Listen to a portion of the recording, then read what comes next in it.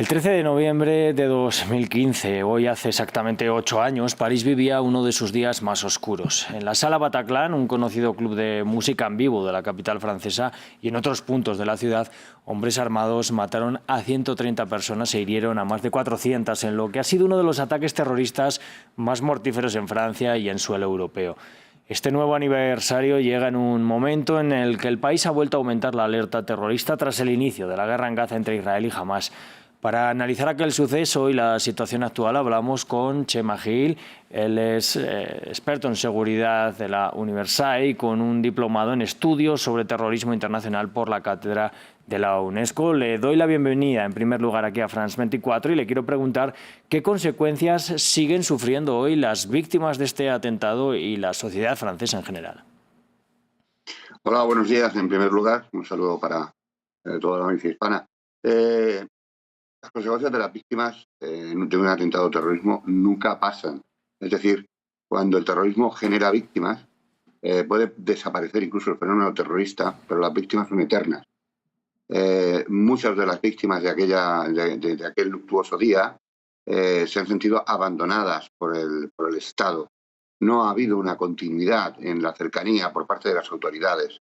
Y esto es un fenómeno que se repite en todos los países europeos cuando se producen ataques terrorismo en masa, ¿no? Como observamos la noche de Bataclan. Aquella noche, en fin, sembró de ignominia a todo el continente europeo y consolidó la amenaza del terrorismo yihadista como la amenaza antrópica más importante a la que se enfrenta el mundo. Claro. ¿Y cómo considera que ha cambiado la sociedad francesa y quizás, como también dice, la sociedad europea desde este atentado? Pues yo creo que reaccionamos desde lo que es la comodidad y la calidad de vida de Europa. Europa es una unión de países muy potente que podría ser tener una voz propia a nivel mundial. Sin embargo, pese a esa Unión Europea, no tenemos una voz contundente, única, respecto de determinadas amenazas. Y una de ellas es el terrorismo internacional. La Unión Europea necesita de generar no solamente una inteligencia común, operativa, respecto de esta amenaza, que es una amenaza que nos va a marcar todo el siglo XXI. Y sin embargo, sigue habiendo faltas de coordinación, siguen produciéndose fallas dentro de los países europeos muy importantes.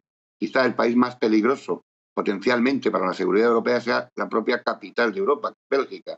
Bélgica es un país verdaderamente que llama la atención por la facilidad con la que se produce el tráfico de armas y demás. Es verdad que bilateralmente hay tratados, por ejemplo, España, Francia y otros países que mantienen una dinámica permanente respecto de la lucha antiterrorista, pero no es algo que brille de manera especial en el conjunto de la Unión. Hay mucho discurso, mucha filosofía, pero la realidad real no se manifiesta en poder frenar la operativa de este terrorismo. Y este terrorismo no solamente se manifiesta como una expresión violenta, este es un terrorismo que está dotado de ideología y de pensamiento. Y por lo tanto deberíamos estar luchando a otros niveles, aparte del policial y el militar, deberíamos estar luchando en algo mucho más duro, mucho más pesado, de mucho tiempo, pero que tenemos que hacerlo. Y es el luchar contra la narrativa, contra la ideologización que este terrorismo yihadista expande a través de redes sociales, aprovechando los espacios de no ciudadanía, los espacios de exclusión en los que se encuentran sus potenciales colaboradores. Precisamente de este punto le quería hablar, desde luego destacando la importancia de esta lucha contra la ideología yihadista. ¿Cree que se ha caído en la criminalización de la población musulmana en Europa por parte de las instituciones y de la sociedad en general? Porque, por ejemplo, en Francia lo hemos visto durante las últimas protestas, especialmente algunos jóvenes, muchos jóvenes de barrios desfavorecidos, es una de las denuncias que estaban haciendo. Sí, a esto último me refería, ¿no? Yo creo que el terrorismo yihadista tiene diferentes escenarios, caldos de cultivo adecuados para lanzar mensajes que son capaces de instalarse en la mente y el corazón de jóvenes. Y ciertamente, por ejemplo, en los escenarios que vimos no solamente cuando la sala Bataclan, sino, por ejemplo, cuando los asesinatos de los trabajadores de Charlie Hebdo, del semanario satírico Charlie Hebdo. Los hermanos Poissy eran nacidos en París, eran franceses, criados incluso por el propio sistema público. Pero París para esta gente no era la ciudad de las luces. En definitiva, si solo manejamos el término integración como un comportamiento de los sujetos en relación con los demás parecido, estaríamos quedándonos escasos.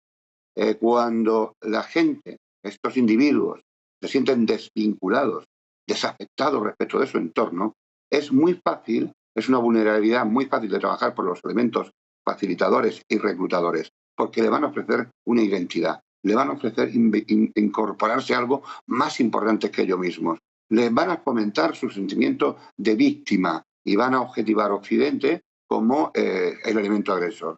Todo esto, combinado en sujetos que son proclives a la captación, va a hacer que sean captados inicialmente, sean radicalizados posteriormente y, por último, en cualquier momento puedan ser determinados criminalmente y mucho más en el contexto actual que tenemos en Oriente Medio.